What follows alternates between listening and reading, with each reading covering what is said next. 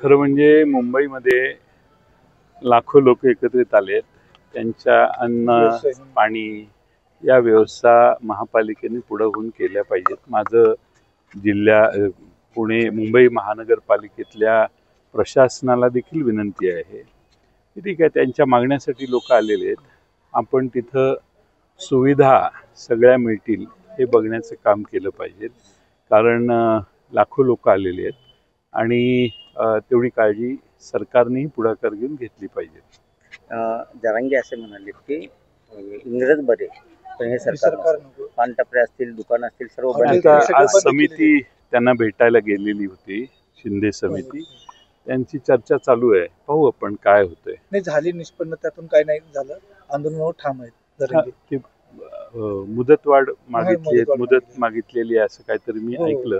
ते निश्चित निष्कर्षापर्यंत येऊ दे, त्यावर काही राजकीय भाष्य करणं योग्य नाही असं मला वाटतं.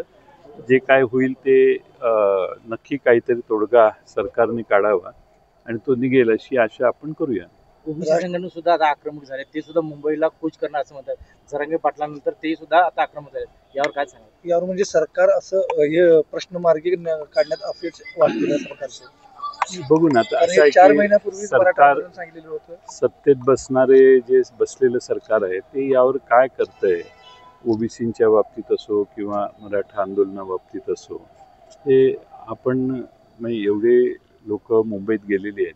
सरकार प्राधान्याने यावर काही ना काही मार्ग निघेल अशी आशा करू. त्यावर कोणतेही राजकीय भाष्य करणं हे उचित होणार नाही.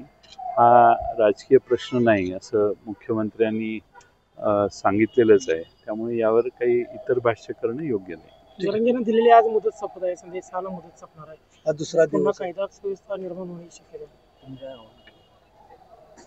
नाही. असं आहे की पहिलं म्हणजे तिथं जे लाखो समर्थक त्यांचे आले, त्यांची व्यवस्था करण्यासाठी सरकारने देखील काही पुढाकार घ्यावा अशी माझी त्यांना विनंती आहे. कारण एवढी मोठ्या प्रमाणात लोक आलेली आहेत आणि काही ना काही मार्ग लवकरात लवकर तोडगा काढण्याचा प्रयत्न होईल अशी आशा आपण धरूया. पण लाखाच्या संख्येनं मुंबईत लोक दाखल होतात, हे आंदोलक सगळे सरकारला सहकार्य करायला लागले, पण सरकारकडून कोणत्या प्रकारचं सहकार्य किंवा तोडगा काढण्याची काही चिन्ह दिसत नाहीये. त्यामुळे आंदोलक आता शिंदे समिती आता जरांगे साहेबांना भेटलेली आहे, त्यांची चर्चा झालेली आहे.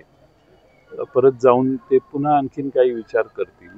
तो विचार झाल्यानंतर आपण सकारात्मक काहीतरी उपाय निघेल, इलाज निघेल अशी आशा करूया.